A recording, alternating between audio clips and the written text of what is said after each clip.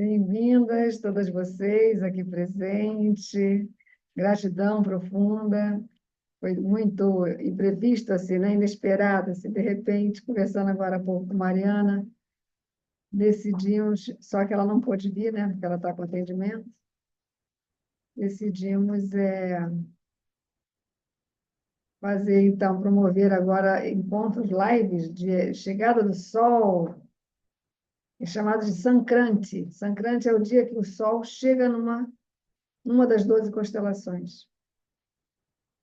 E amanhã, dia 12 de fevereiro, é o dia, então, de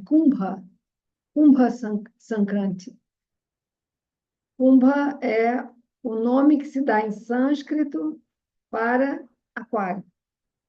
Kumbha, Kumbha. Kumbha. Sankranti é o dia que o Sol chega na próxima constelação entre as 12, né? Entre as 12 constelações, agora ele muda, vai para uma outra. Então, nós tivemos o Makara Sankranti, que foi 13 de janeiro, foi o dia que o Sol chegou na constelação do Capricórnio, que se chama Makara em sânscrito, e agora é o Sol chegando na constelação do Aquário, amanhã, então chama-se Kumbha Sankranti. O horário desse evento, em 2025, será às 13h30, aqui para nós, de hemisfério sul, fuso 3, né? Dependendo do hemisfério, dependendo do fuso, pode mudar esse horário, com certeza. Mas, para nós aqui, no horário de 13h30. E a lua cheia está também coincidindo com o mesmo dia. Ah, desculpa, peraí, só um minuto, eu posso estar fazendo a confusão. É isso mesmo, né? O Sol, dia 12, e a lua cheia, dia 12. Isso mesmo. A lua cheia, o auge da lua cheia é às 10h52 e a chegada do Sol na constelação do Aquário às 13h30. Então, muito perto, né? Então, mínima distância de tempo. Então, isto acontecer de o dia que o Sol chega num novo signo e uma lua cheia ou até uma lua nova ocorrer ao mesmo tempo, é algo diferente, né? Algo que não acontece todo ano. E este ano está sendo assim. E por isso, podemos até, de uma certa forma, concluir tantas novidades acontecendo, né?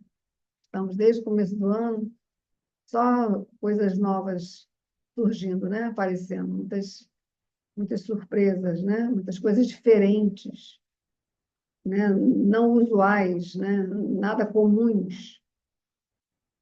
E o Sol passando por Aquário aumenta mais, que Aquário é a constelação da surpresa, do inesperado, do não usual, do não comum.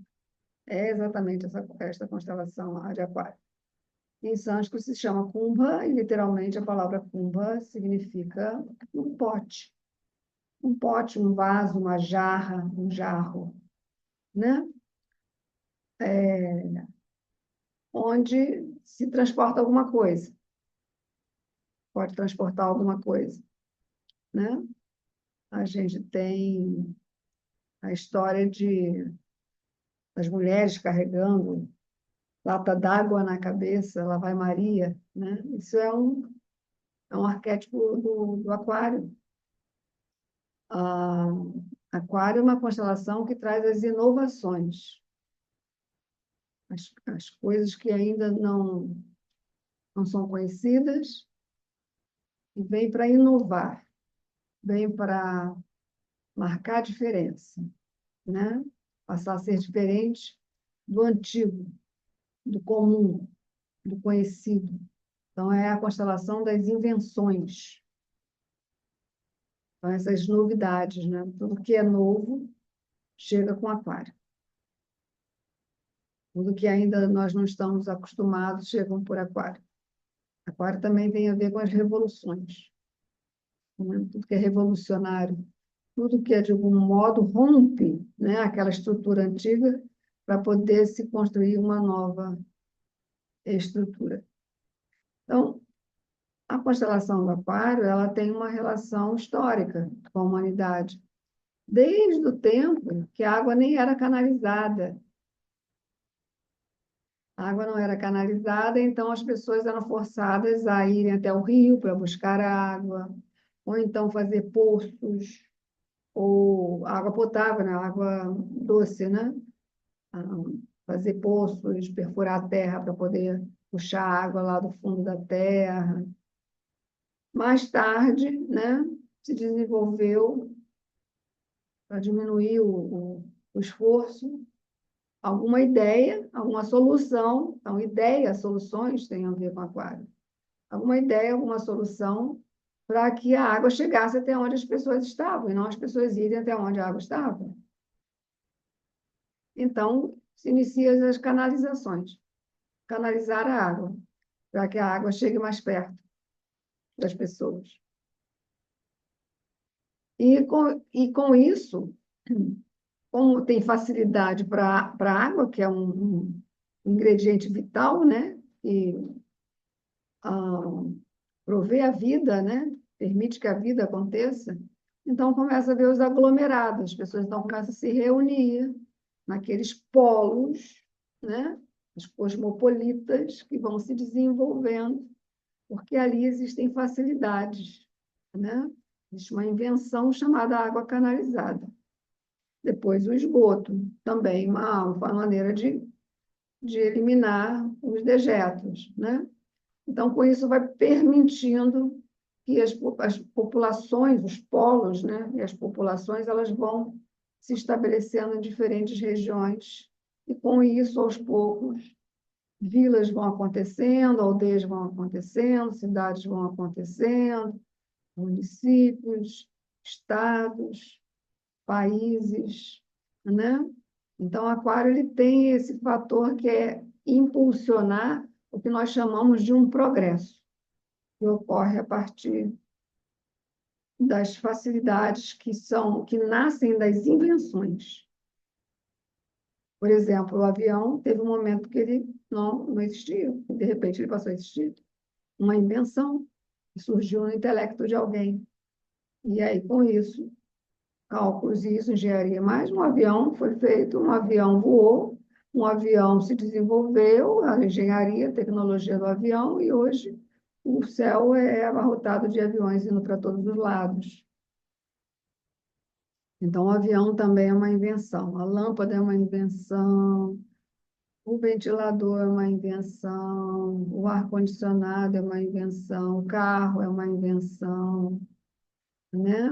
As técnicas são invenções, a tecnologia é uma invenção, né? Os aparelhos para fazer exames médicos, os aparelhos para poder permitir tratamentos, então também dentro da medicina, dentro da ciência, né? As descobertas também, que se vai descobrindo, né? O que deixa de ser um tabu passa a ser algo revelado. O Aquário é a constelação das revelações também, invenções, revelações, modernidade, avanço tecnológico, progresso científico, progresso social, progresso econômico. Todos esses assuntos envolvem a natureza da constelação do Aquário, que promove todas essas possibilidades, né? E por isso ela é considerada a constelação da libertação, principalmente da libertação social, da libertação do indivíduo, né? O indivíduo liberto, ele é capaz, então, através dessa liberdade, construir uma autonomia e progredir a partir disso. Então, Aquário também é a constelação do progresso, do avanço. É a constelação que mais traduz o sentido evolutivo entre todas as 12 constelações, é Aquário. Aquário é do elemento ar, né? É do elemento ar. Tem, por isso, uma relação com o elemento ar mesmo, que é o ar, o vento, o ar que a gente respira. mas principalmente o ar da alta atmosfera, que é onde as nuvens se formam, e até para além delas, tais como o espaço sideral.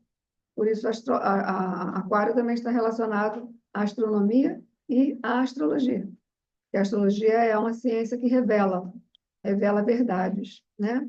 E a astronomia também é uma ciência que revela, né? Porque ela vai fazendo descobertas no espaço sem fim, né? Descobrindo um pouco mais sobre Júpiter, um pouco mais sobre Marte, um pouco mais sobre aquela nebulosa, sobre aquele cometa, né? Então, essas descobertas também Posso segurar aqui, que eu preciso o sentido de...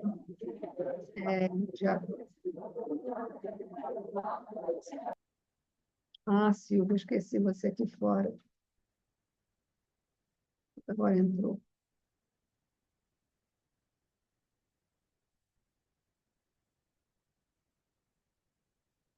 O Sol fica quanto tempo em Aquário? A partir do dia 12 até o dia 13 de março, que é quando ele muda para Peixes, tá? Esse é o período da passagem do Sol pela constelação do Aquário. A constelação do Aquário, dentro da astrologia, ela tem algumas definições, tais como ser do elemento ar, mas também está relacionado ao elemento éter, e por sua vez, que é o quinto elemento, por sua vez associado a Akash, que é o espaço. Então, Aquário ele fica entre ar e éter. Então, o espaço também é considerado um elemento, dentro tanto da astrologia quanto da medicina ayurvédica. E, e quando se fala de espaço, é o espaço todo, o espaço dentro desse recinto, o espaço lá fora, e o espaço, todo o espaço que a gente avista acima de nós está relacionado à caixa, né? Inclusive o espaço sideral. E é uma constelação de natureza fixa, que que significa que dentro de Aquário existe um fator determinante, né? A gente pode imaginar mais ou menos uma pessoa que teve um insight, que teve uma ideia, é possível inventar um avião. E aí ele encasqueta aquela ideia, não tira da cabeça de jeito nenhum, até ele conseguir provar que aquela ideia é possível. Então, quando a gente fala que Aquário é um signo fixo, porém de ar, ele é fixo nas ideias.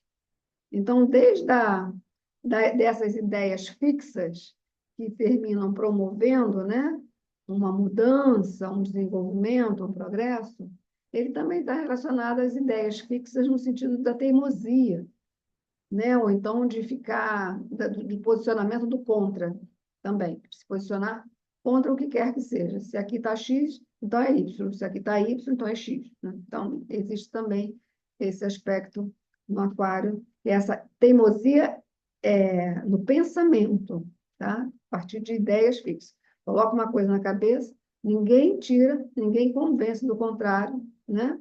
Só ele, só o próprio aquário é que vai provar que não é. Quando ele vê que realmente não é, ele desiste, mas porque estão dizendo que não é, ele não aceita, né? É comum em pessoas que têm Sol em Aquário. Também quem tem Marte em Aquário, também tem. Aquário ainda é mais incisivo, ou seja, ainda mais intenso nesse aspecto do que o próprio Sol em Aquário, quem tem Marte em Aquário. Marte em Aquário dá até um lado voltado para a mecânica, para a engenharia, para a tecnologia. Mercúrio em Aquário é um lugar, é uma posição para Mercúrio fantástica, porque normalmente são pessoas que têm inteligência acima da média, são quase gênios, quando não são mesmo gênios, né? Quando Mercúrio no mapa da pessoa está na constelação do Aquário, tá, pessoal? Não é pela astrologia védica, pelo sistema sideralista. Se a pessoa tem Mercúrio em Aquário, de fato, né? E não, no céu, na hora que a pessoa nasceu, o Mercúrio estava lá juntinho a essa belíssima constelação, uma constelação muito bela, constituída de muitas, muitas estrelas. Aquário é tão rico de estrelas, que existe um aglomerado de estrelas na barriga do Aquário, né? E Aquário é configurado por o que a gente chama de um aguadeiro. O aguadeiro seria aquele que transporta uma jarra de água no seu ombro. Então, é chamado de aguadeiro. Ele está vertendo essa água. Então, na constelação, essa água que está sendo vertida são centenas e milhares de estrelas aglomeradas. E entre elas existem, inclusive, nebulosas. Então, ali dentro da barriga do aquário é um universo sem fim de estrelas. Existem duas nebulosas que chamam muita atenção na constelação de aquário. Uma se chama Helionebula, que é uma nebulosa cujo formato lembra um olho. E aí, quando descobriram essa nebulosa, os astrônomos, eles falaram: olha, é o olho de Deus, porque é como se fosse um olho arregalado assim, um olho azul arregalado, assim. Só o olho, né? Como se Deus estivesse olhando por um buraco de uma fechadura. O que está acontecendo aqui com a gente? É muito interessante. Chama-se Helionebula, quem quiser pesquisar a imagem, a foto dessa nebulosa. A outra, hélio quer dizer sol, né? Então, uma nebulosa solar, de visão, né? E a outra nebulosa se chama Saturno Nebula, que é uma nebulosa com o mesmo formato do planeta Saturno. Você olha para ela, você vê um Saturno, só que é uma nebulosa, não é um planeta. Com hélice, né? Com aquele anel ao redor e tudo.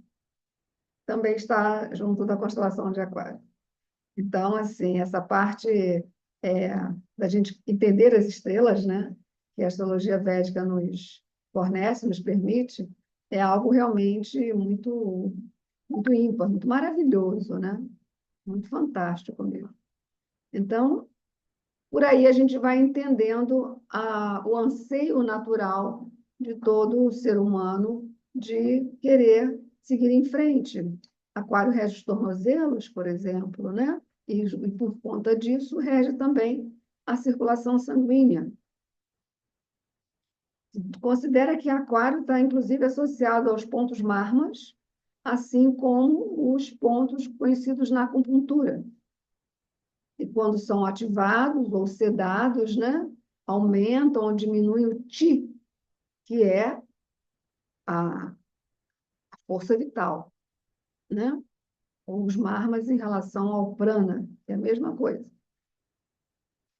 E Aquário, dentro das histórias védicas, ele está associado a um avatar de Vishnu chamado Dhanvantari.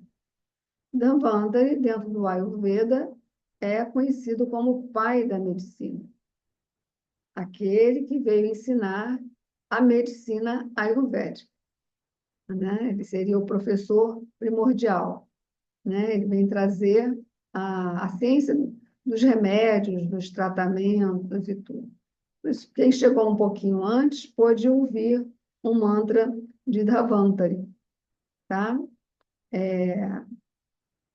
A nossa conversa aqui vai estar sendo gravada, vai se transformar num vídeo, e aí eu vou colocar as descrições, dentro das descrições do vídeo, o link desse mantra muito bom para se ouvir, a- até mesmo durante todo o tempo que o Sol esteja em Aquário, que é de amanhã até o dia 13 de março.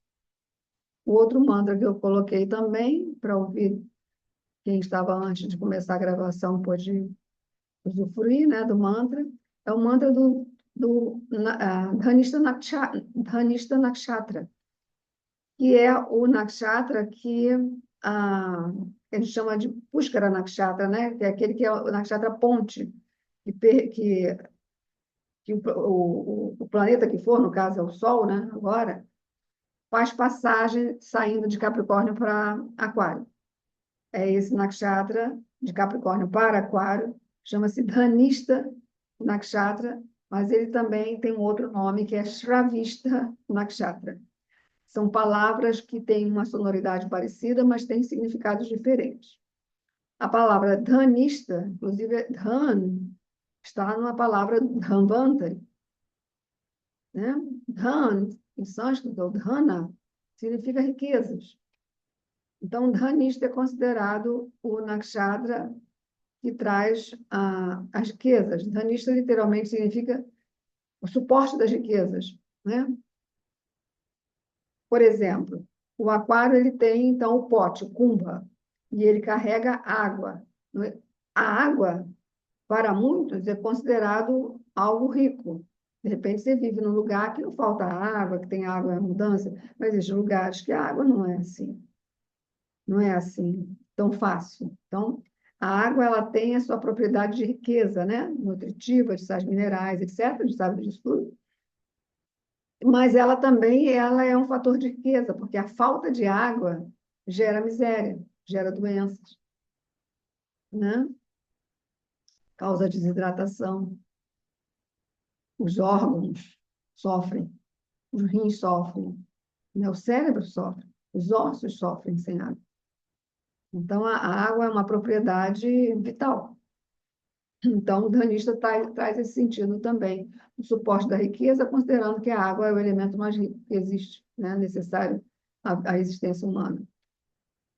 Mas também danista é representado como se fosse, sabe um tesouro, aquele baú de tesouro, cheio de joias dentro. Também tem esse significado. Danista é um nakshatra ligado a todos os tipos de riquezas, principalmente a riqueza que é o conhecimento. Muitas vezes a água está associada ao conhecimento também, porque a água mata a nossa sede física e o conhecimento mata a sede da alma. Então, essas riquezas de Dhanista também estão associadas ao conhecimento. Ela tem uma característica específica que a gente conhece muito a partir desta constelação, do Aquário, que é a capacidade de reunir os outros para um propósito comum, que é uma outra característica do Aquário, né? De se reunir, de estar em grupo, ser membro de instituições ou realizar coisas em conjunto. A Dhanista tem um aspecto também musical. Um dos símbolos dela é um tambor, que é o tambor de Shiva. Então, Dhanista também tem uma relação de Shiva, é como se fosse a constelação de Damaru, que é o nome do tambor de Shiva. Tambor de Shiva. Então, Dhanista também é bom para bandas, para grupos musicais, para orquestra. Ele é conhecida como a estrela da sinfonia, né? Unir os outros para um propósito comum, tal como se fosse uma sinfonia, e o maestro está ali, né? Conduzindo toda uma sinfonia, que toca em ampla harmonia e toda a plateia é beneficiada, sabe? Então, esse é o sentido do Nakshatra Dhanista também. É conhecido também como Nakshatra que transmite mensagens. Ele é um mensageiro, né? Que vem trazer as boas novas, vem trazer as novidades. Tudo isso tem relação com a constelação do Aquário. Outro significado de Dhanista, que ela é o Nakshatra que desperta a consciência, que nos acorda do sono. Então, quando o Sol vai para Aquário, ele vai para Aquário através do Nakshatra Dhanista, que é uma constelação muito fofinha no céu, chamada Golfinho. Existe uma constelação que é um golfinho, né? E o outro nome que ela recebe, que é Chavista, significa literalmente ouvir no superlativo. Então, esse ouvir no superlativo está ligado ao poder intuitivo. Nos permite ter vislumbres, nos permite ter insights. Tudo que eu estou falando, desde que essa live começou, é sobre Aquário. Intuições, vislumbres, insights, ideias, eurecas, soluções, tem a ver com a constelação do Aquário, né? Lógico que nós devemos olhar no nosso mapa onde temos Aquário, a casa que tem Aquário, a casa no seu mapa onde Aquário funciona. É assim. São 12 casas, cada casa é um aspecto da nossa vida, é um departamento da nossa vida, e o Sol, quando passa por Aquário, ele vai iluminar esse departamento da sua vida, que é a casa onde você tem Aquário. Por exemplo, se você tem ascendente Gêmeos, Aquário está na nona casa. Se você tem ascendente Virgem, Aquário está na sexta casa, certo? Se você tem ascendente Leão, Aquário vai estar na sétima casa. Então, é preciso olhar para o seu mapa e saber por onde será esta passagem do Sol na sua vida, dentro de que departamento da sua vida.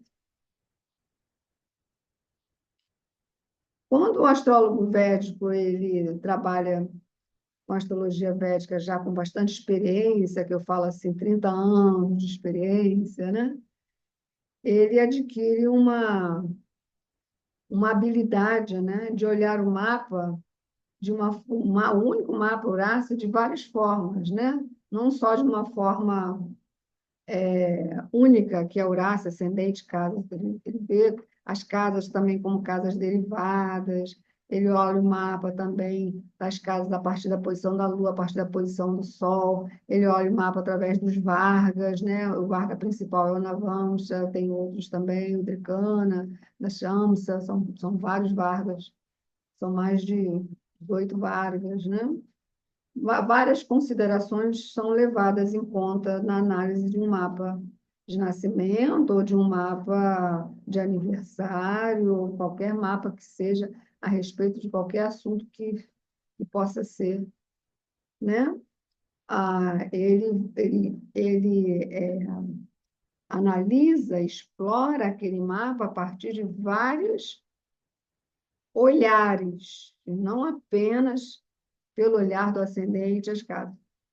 É válido? Lógico que é válido. Para você que está começando, principalmente, olhar as casas a partir do ascendente. Mas na astrologia védica a gente vai muito mais longe do que só olhar a partir do ascendente, tá? Então, por isso, para haver existem duas formas de você entender bem seu mapa. Uma é ou estudando astrologia védica ou consultando um astrólogo experiente. Astrólogo, astróloga experiente. Então, você tem essa chance de entender o seu mapa védico profundamente, porque as informações que tem no seu mapa natal, a partir da astrologia védica, são muito profundas. Tá? Vidas passadas podem ser descritas a partir do seu mapa de nascimento. E o mapa de nascimento ele é um fruto de suas vidas passadas. Ele é o resultado, fruto quer dizer resultado, de suas vidas passadas. Ele não aconteceu por conta de um Big Bang, de uma explosão, nada disso. Ele é um continuum, é você dando continuidade às suas vidas passadas, a partir de onde você parou, você está dando continuação na vida atual. Depois que, depois de uns 6 dias, mais ou menos, entre 6 e 7 dias, a partir de amanhã, dia 12, aí o Sol vai mudar de nakshatra, ele vai para o nakshatra central de Aquário, chamado Satabhishak, ou Satabhishaj, Satabisha, tem várias maneiras de falar o nome desse nakshatra, né? E fica bem no centro de Aquário, ele é exatamente onde povoam esses milhões de estrelas, essas nebulosas, exatamente nele. A mensagem é representada por um círculo. No caso de Danista tem regentes, né? Um é Marte, outro são os Vastos, que são as divindades que representam os 8 elementos. E no caso de Sattva-Visaj, o regente é Rahu, e também Varuna-deva, que é o deus das águas. Porque Sattva-Visaj é exatamente essas águas que descem do Kumbha, né? Do vaso. Por isso que o Kumbh Mela acontece nessa época, né? Esse é um Kumbh Mela importante, que só acontece a cada 12 anos, é conhecido como Maha Kumbh Mela, começou no dia de Makara Sankranti, começou dia 13 de janeiro, e vai terminar no dia 26 de fevereiro. E 26 de fevereiro é Mahashivaratri. Então, ele termina na celebração do Mahashivaratri, que é a dança do Senhor Shiva, né? Mahashivaratri, a grande noite do Senhor Shiva, onde as pessoas passam a noite em claro, festejando as glórias do Senhor Shiva. O Senhor Shiva, ele é o mestre de todos os yogis, né? Então, o Mahakumbhamela é o encontro dos yogis, né? Todos os yogis, todos os praticantes de yoga, dentro de linhas milenares, né? De sampradayas e paramparas milenares, se encontram e se reencontram durante esse festival, cujo nome é Kumbha. Então, Kumbha Mela significa o festival de Aquário, no sentido de que as pessoas se aglomeram, se reúnem, são milhões de pessoas. E assim, esses milhões de pessoas são representadas no céu pelo Nakshatra Satyabhisaya, que são centenas e milhares de estrelas reunidas. Satyabhisaya literalmente significa centenas de estrelas, ou 100 estrelas, também conhecida como os 100 médicos. E por isso essa parte de Sagitário está relacionada à medicina. Então, nesse período que o Sol passa, o Sol também tem esse aspecto de medicina, não sei se vocês sabem, né? O Sol, os raios do Sol são purificadores. Os raios do Sol, por exemplo, pode matar uma pessoa, né? Se a pessoa toma muito sol por muito tempo e não tem água para beber, ela desidrata e falece. Crianças faleciam muito por desidratação antigamente, né?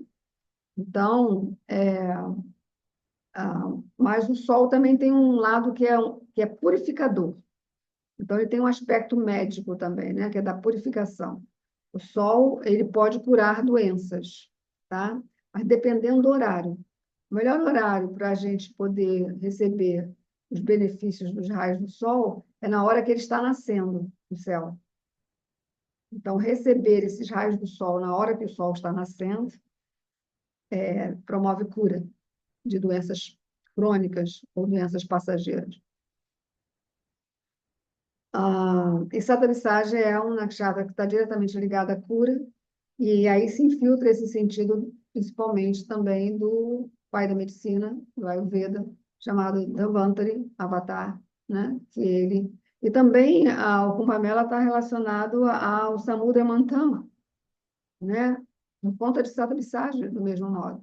Porque Samudra Manthan, a história conta que são os deuses os deuses e os asuras se reúnem uma única vez, né? Nunca antes e nunca mais depois, eles se reúnem para poder bater o oceano de leite, que é a Via Láctea, e extrair dela o néctar da imortalidade. E quem é que traz o néctar da imortalidade? Quem é que traz o néctar chamado Amrita, que é que confere a imortalidade?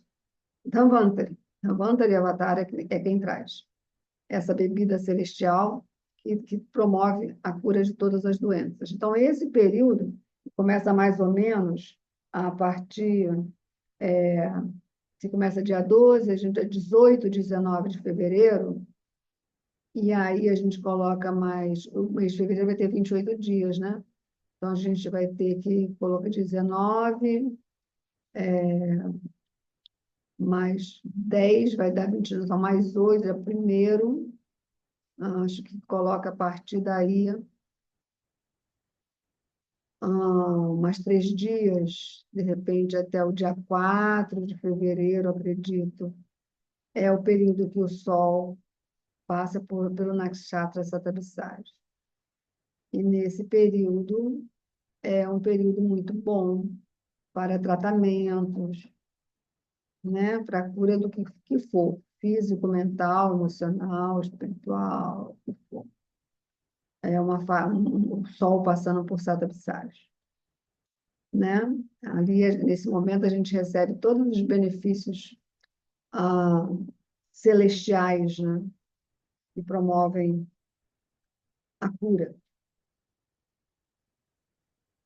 E depois ainda tem mais um tempo, né? Que o Sol permanece em Aquário, que vai até o dia 13/4, 13/4, até o dia 13 do 3, que é 13 de março. E aí, esse períodozinho final,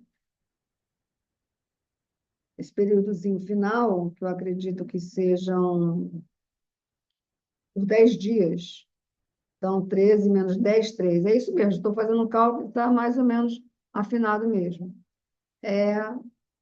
Já o Sol já não está mais no Nakshatra Sattva-Visagya, ele muda para o Nakshatra Purvabhadrapada. E aí, nesse período, ele vai fazer uma conjunção com Saturno, que é onde Saturno se encontra, tá? Ele vai fazer uma conjunção com Saturno durante esse período.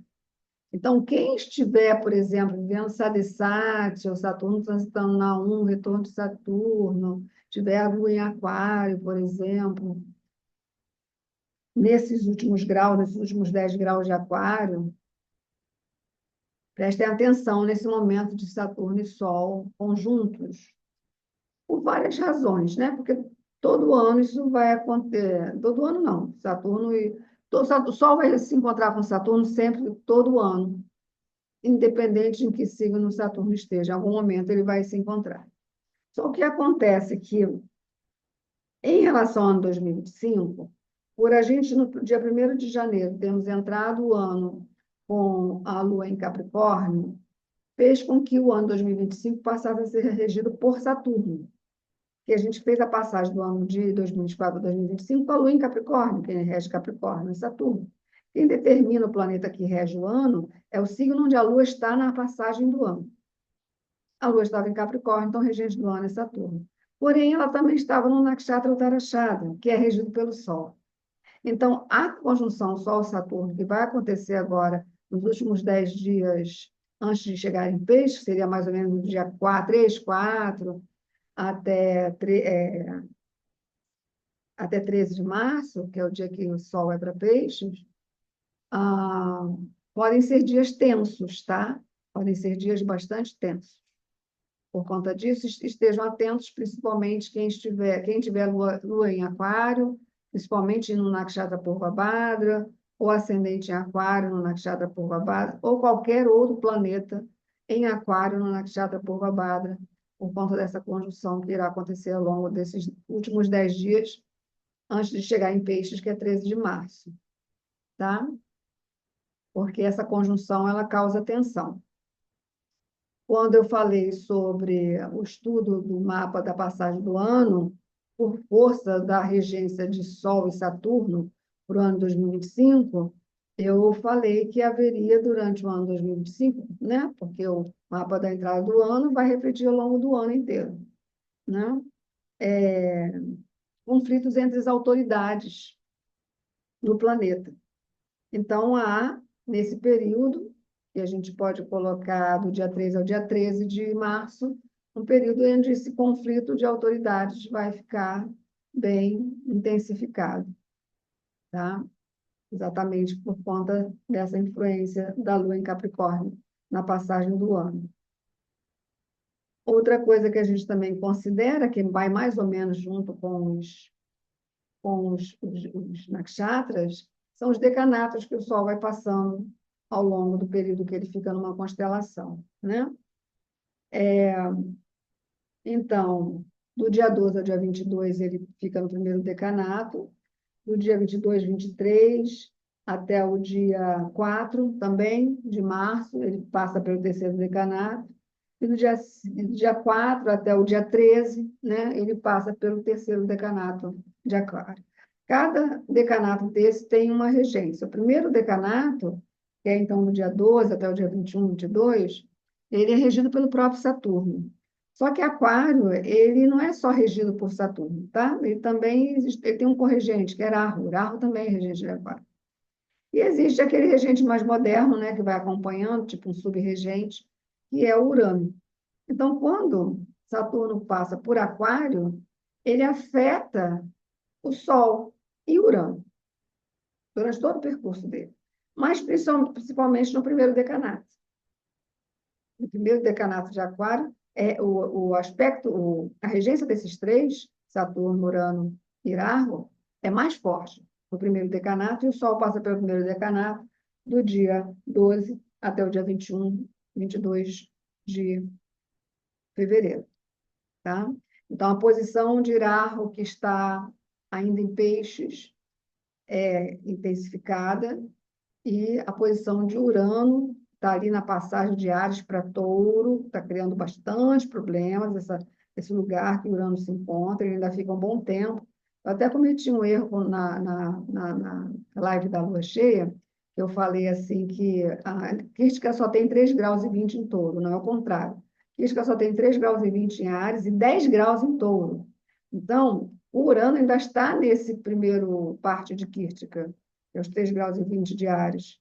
Quando ele for para Touro, ele ainda vai ficar 10 graus em Kística. 10 graus para Urano, que é um planeta tão lento, pode representar, ele tende a ficar uns 7, 8 anos no signo, a gente tinha que dividir isso por 3, difícil dividir por 3, né? 7, 8 por 3, uma coisa meio difícil, mas vamos dizer, hum,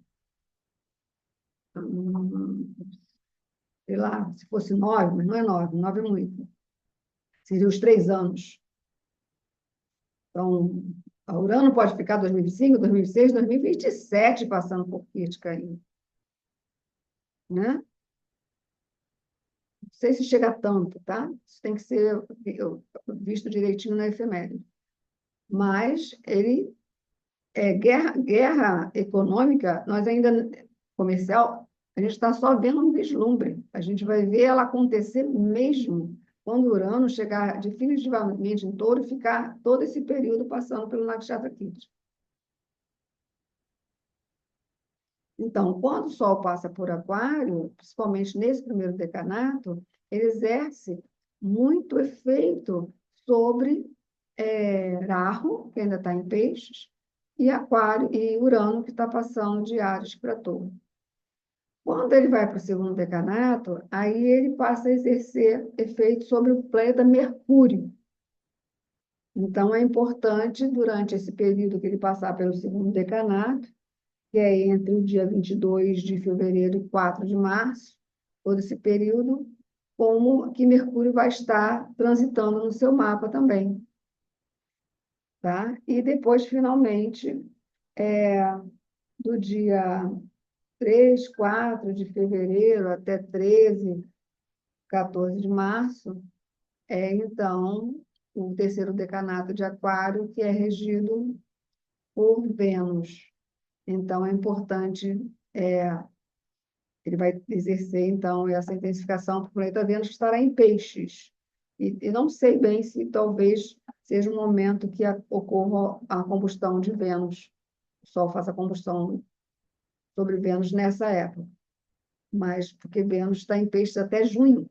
Então, com certeza, Vênus estará em Peixes. Então, siga a casa que você tem Peixes, a casa que você tem Gêmeos também deve ser considerada, né? Gêmeos não.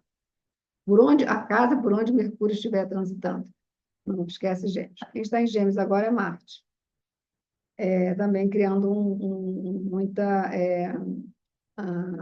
discussão, né? Muitos argumentos, muitos debates. Serão muitos debates, muitos conflitos por meio de debates. Marte em Gêmeos. Principalmente porque ele está retrógrado.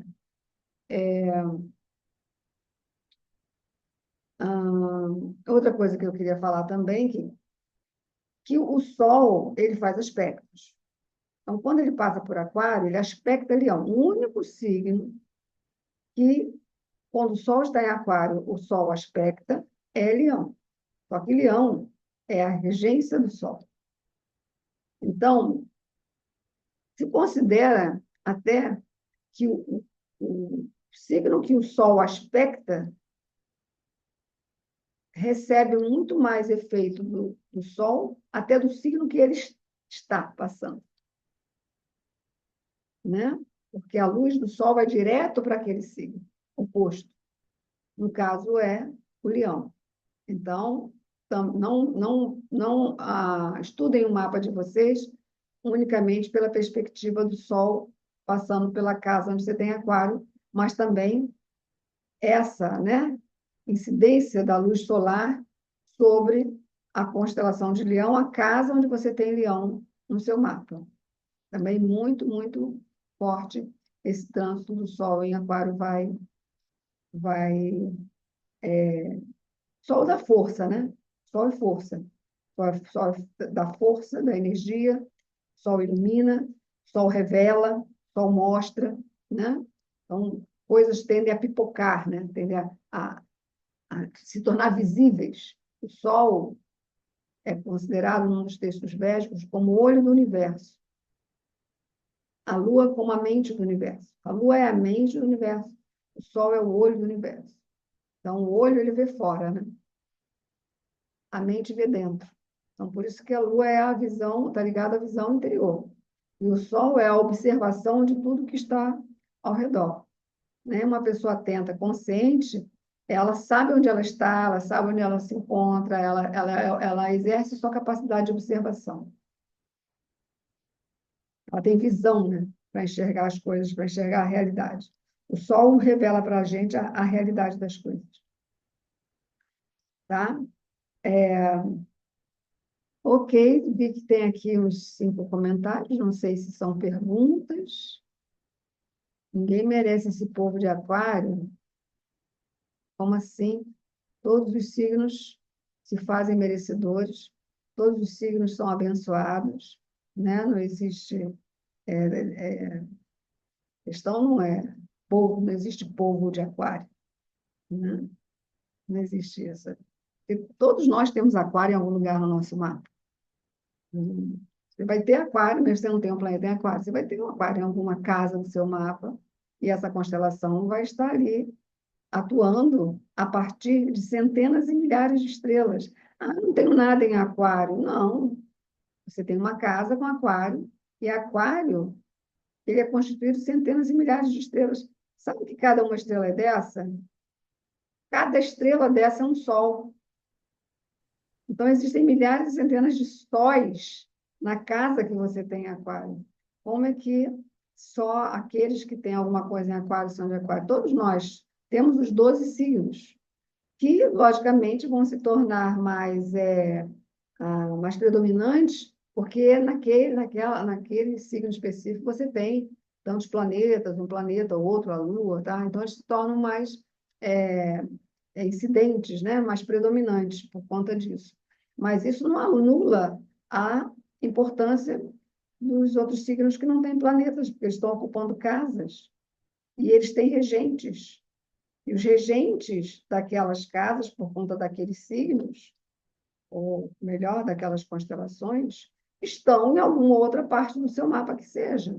Então, nada na astrologia é separado. Tudo funciona em diálogo contínuo. E assim é o universo que nós habitamos. E a natureza também. Tudo se encontra em contínuo diálogo, né? Então, é, a, e às vezes a gente pode até pensar que o indivíduo é aquário, porque diz que aquário é de tal data, então ele deve ser um aquariano. A astrologia de rotulação, de rotular, de colocar rótulo nas pessoas, é uma ofensa à própria ciência da astrologia em si original. É uma grande ofensa isso. Usar a astrologia para esse propósito. A astrologia nunca foi para esse propósito de rotular. A astrologia sempre foi, sempre será um caminho de luz, um caminho de autoconhecimento, um caminho de autodescobertas, um caminho para que a gente possa evoluir.